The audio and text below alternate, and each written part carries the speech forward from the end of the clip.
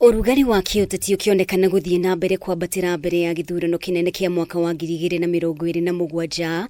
Minista MUNENE MUSALIA Mudavadi nĩarurumũrĩte nderetie kunainie na kura ya mawoni iria kuringana nake ni undu ungihotekeka gũtabanio hamwe na ithurano nene cia 2027. I think this election we can also use as the first election where we can have some critical constitutional issues that have never been resolved.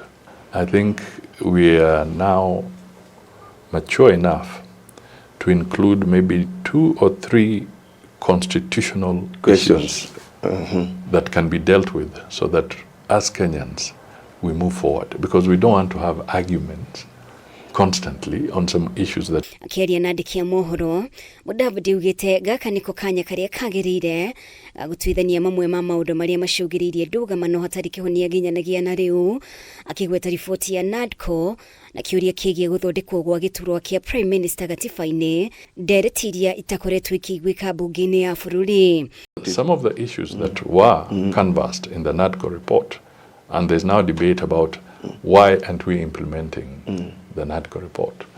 Why haven't you done this in the context of... Some of those issues require a constitutional amendment. Perhaps when one wanted to talk about introducing in the NADCO report the issue of a prime minister, this could be a time to resolve it through the ballot. So the debate around how do you deal with the CDF? It keeps going to the Supreme Court, goes to Parliament, and whatever. The Supreme Court and the courts have been ruling that it's unconstitutional. Wow. Maybe this is the time to figure out how to solve it. Maria Mangi Mudavadi agwetete ni ndereti igie wagiriru wa kigina kia ambunge kia CDF ukinyaniria wa watho wa maiganania wagikinyiriria ino noyo njira ya gutwithania mathina maya.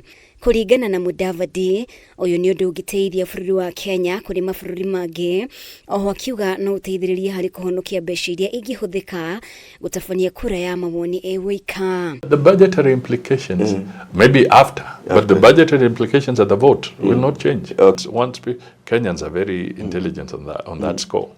Once they are clear on a particular issue, if Kenyans can go to a booth and not even voter assisted. Yes. And they make a decision on 6 candidates.